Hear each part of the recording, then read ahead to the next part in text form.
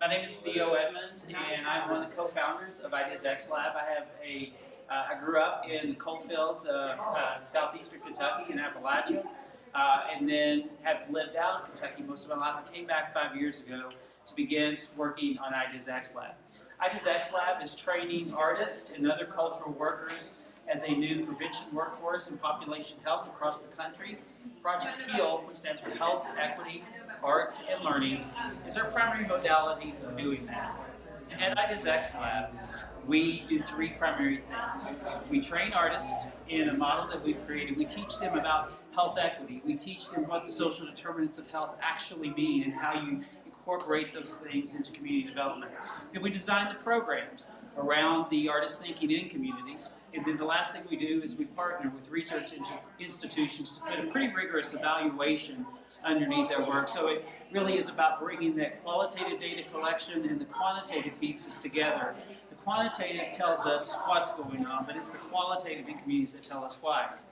We have prototyped this project in the community of Smoketown, which is the oldest African American community in the city of Louisville, Kentucky. It was founded by freed slaves after the Civil War.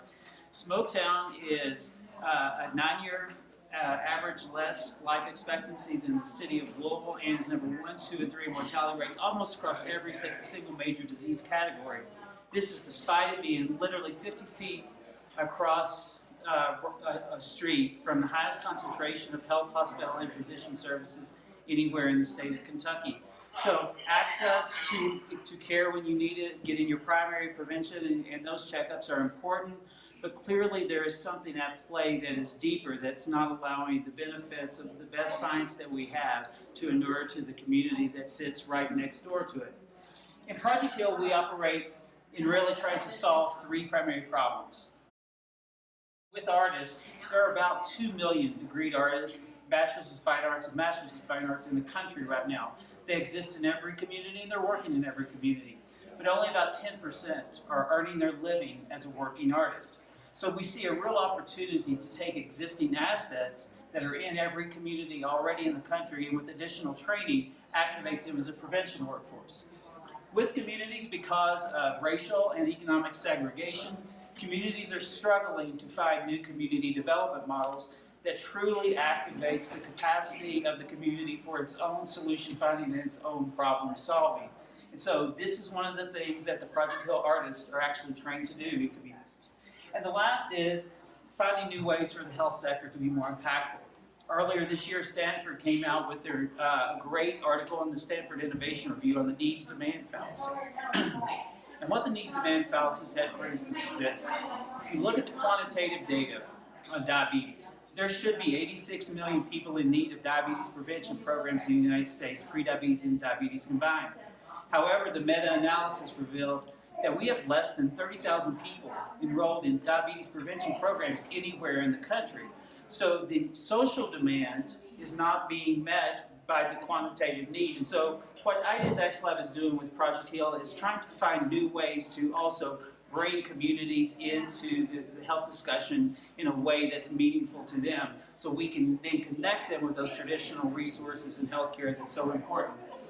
In Project HEAL, we are operating right now not only in Louisville, Kentucky, but we're also operating in Natchez, Mississippi. Our partners in Natchez, Mississippi are the National Coalition of 100 Black Women, the City of Natchez, and the Natchez African American Historical Museum.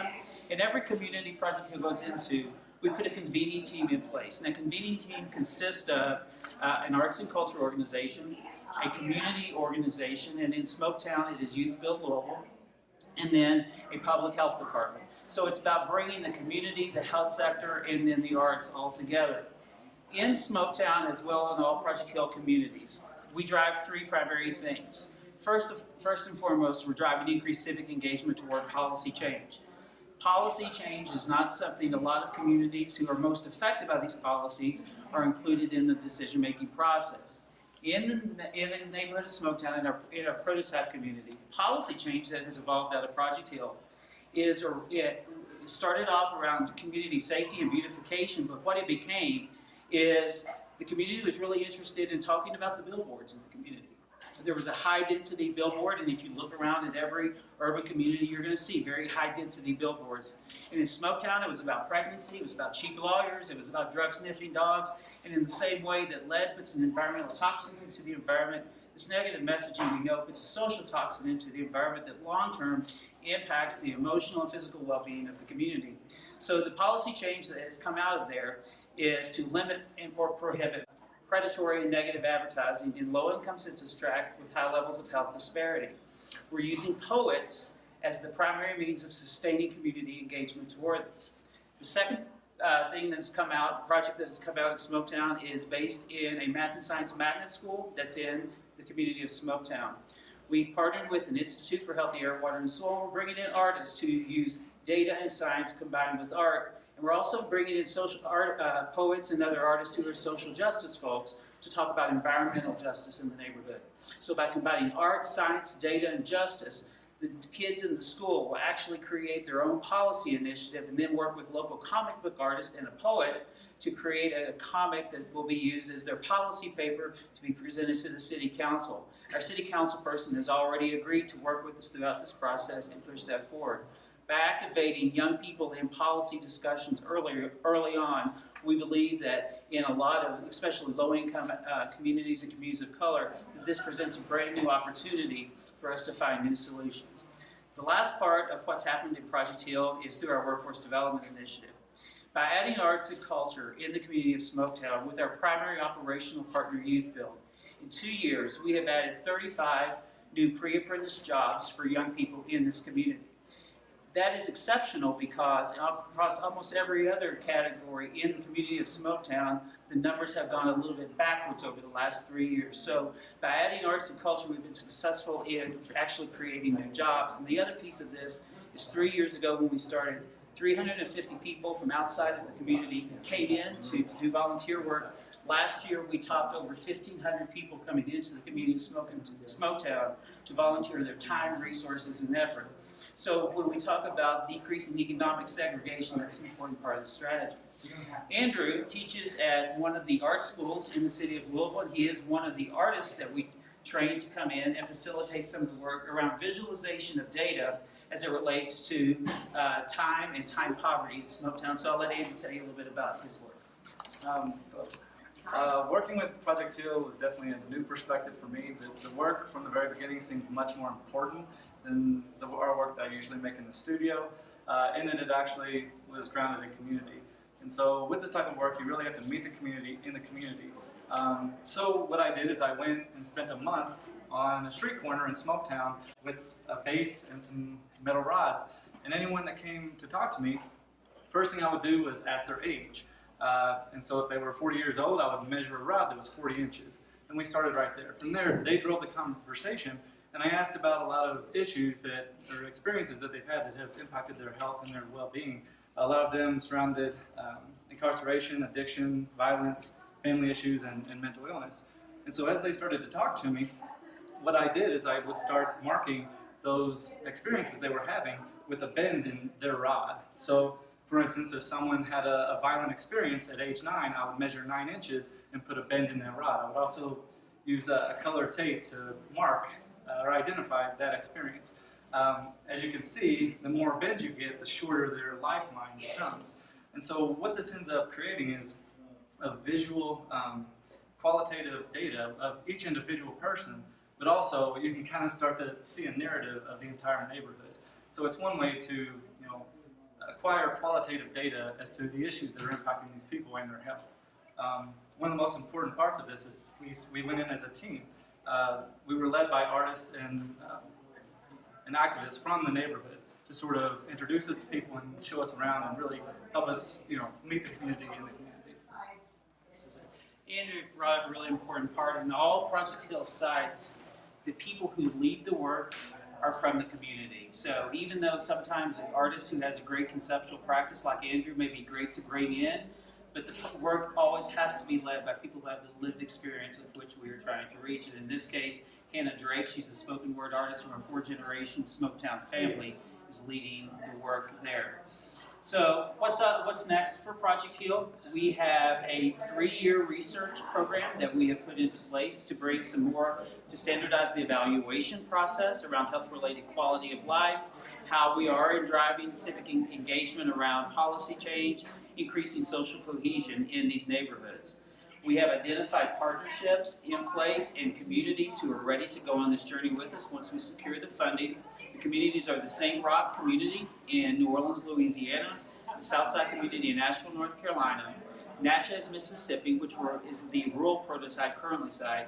We'll continue the work in Smoketown, and then the last community is the West Center City community, which is located in downtown Wilmington, Delaware.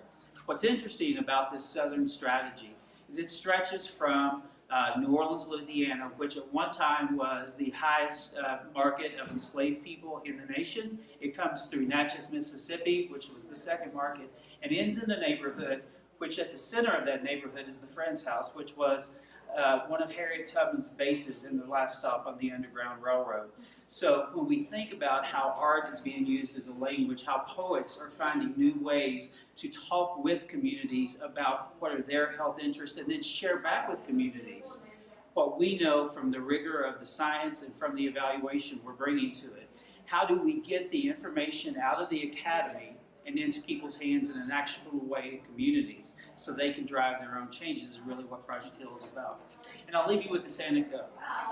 The reason we ended up in Natchez, Mississippi initially was we were right down there with a large healthcare insurer for a project they were doing, and as we got there, the company was doing everything that our health sector book says you are supposed to be doing when you're doing a community health initiative. There were fun walks, there was cooking demonstrations, there was Zumba, there was everything that the sector has done and should be doing, because these are all individually good things. But I see this older African American lady who was watching all of this playing out, sitting on the park bench, and I go and I sit down with her. We talked for a while, and finally I asked her, I said, what do you think about all of this? She says, well, I've met some of those people, and they're all very, very nice. And she goes, and I know they are down here because they want to do something important. She says, none of this is going to work. And I said, tell me about that. So the way she answered the question, she just started telling me about a recipe that she had. And she said if you walk by on the street, you saw it, you would think it was a piece of trash because it's stained and it's torn. But she said that's written in my great-grandmother's handwriting at a time when my great-grandmother writing something down was a political act. And she said, and the first ingredient on there is 2 cups of shortening. And she said, just because somebody else's numbers says that I need to eat some more kale and walk around the block a time or two doesn't make me want to do anything, because I'm going to keep making that recipe because when I make it, I'm not cooking food. I'm connecting to my identity of what it means to be an African-American woman in the Deep South. And then she said the most brilliant thing I've ever heard anybody say anywhere. She said, change can never be about one thing. Change has to be about everything, because that's the only way to make it happen and to sustain it.